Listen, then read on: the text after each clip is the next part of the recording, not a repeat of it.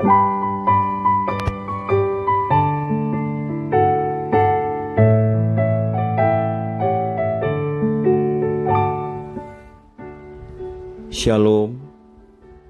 Devosi 1 Samuel 19. Melihat kesuksesan orang lain yang mendapatkan pujian dan penghargaan besar, bagi sebagian orang bisa menjadi pemicu iri hati, cemburu, dan kebencian. Terlebih jika keberhasilannya menjadi ancaman bagi kedudukan dan kenyamanan seseorang. Sulit untuk turut bersukacita melihat keberhasilan orang lain, apalagi jika orang tersebut adalah saingan kita. Raja Saul begitu benci dan marah ketika melihat banyak orang yang memuji keberhasilan Daud. Ayat yang ke-6 sampai yang ke-7, demikian firman Tuhan. Saul mendengar perkataan Yonatan dan Saul bersumpah, demi Tuhan yang hidup, ia tidak akan dibunuh. Lalu Yonatan memanggil Daud dan Yonatan memberitahukan kepadanya segala perkara itu. Yonatan membawa Daud kepada Saul dan ia bekerja padanya seperti dahulu. Saul berpikir bahwa jabatan raja akan segera jatuh ke tangan Daud. Ayat yang ke-8 menjelaskan demikian. Ia mengancam kedudukannya, itulah pikir dari Saul. Untuk mempertahankan kekuasaan di hadapan rakyat, Saul berinisiatif untuk membunuh Daud dengan berbagai macam cara. Beragam cara ditempuh oleh Saul, mulai melemparkan tombak ke arah Daud, ayat yang 11, mengangkatnya menjadi kepala pasukan supaya terbunuh di medan pertempuran, ayat 13, dan mensyaratkan kulit katan sebagai mas kawin, dalam ayat yang ke-23 sampai 26.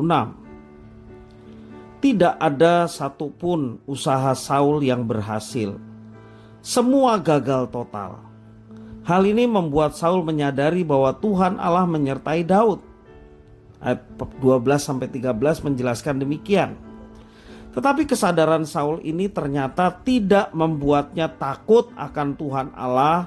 Ia tetap bernafsu bersikeras untuk memusnahkan Daud karena irinya terhadap Daud. Pemeliharaan Tuhan Allah begitu nyata dalam kehidupan Daud. Ia selalu menang dan juga lolos dalam maut karena Tuhan Allah menyertai Daud. Daud tetap dengan tulus melakukan tugasnya. Daud mengetahui niat jahat Saul, tetapi tidak membalas kejahatan dengan kejahatan. Kita tidak tahu apakah orang-orang di lingkungan kerja atau dalam pergaulan kita ada niat untuk mencelakakan kita. Namun kita tidak perlu khawatir terhadap orang-orang demikian. Jika diperhadapkan dengan kondisi demikian, tetaplah bertindak benar. Sebab Tuhan Allah pasti melindungi anak-anaknya yang tetap bertindak benar sesuai dengan firman-Nya. Saul berbuat jahat. Ia tidak diberkati Tuhan. Daud setia dalam kebenaran apa yang diajarkan Tuhan, sehingga ia boleh mengalami penyertaan Tuhan. Tuhan menginginkan kita menjauhkan diri dari perbuatan yang buruk ataupun masih dalam niat, dalam hati pikiran, tapi sudah buruk. Tuhan ingin supaya kita menjauhkan diri dari hal yang seperti itu. Tentunya dengan kuasa Tuhan kita diberi kemampuan untuk melepas dari semuanya itu.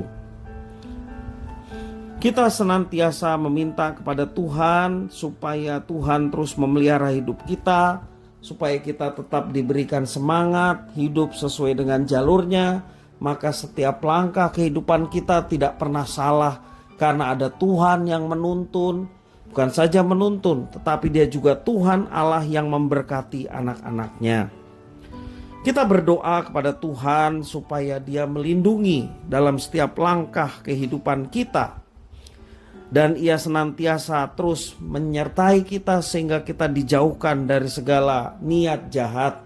Baik niat jahat yang mempengaruhi kita maupun juga orang-orang yang jahat ada di sekitar kita. Jangan pernah kita takut, ada Tuhan yang menyertai. Jangan kita juga iri seperti Saul. melihat keberhasilan orang lain dan prestasi yang sepertinya lebih baik dari kita, kita tidak perlu iri. Yang kita perlu lakukan adalah tetap dalam porsi yang dipercayakan Tuhan untuk kita laksanakan.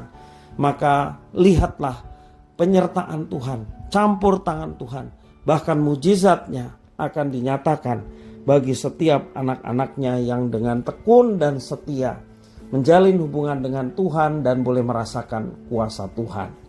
Tuhan Yesus memberkati.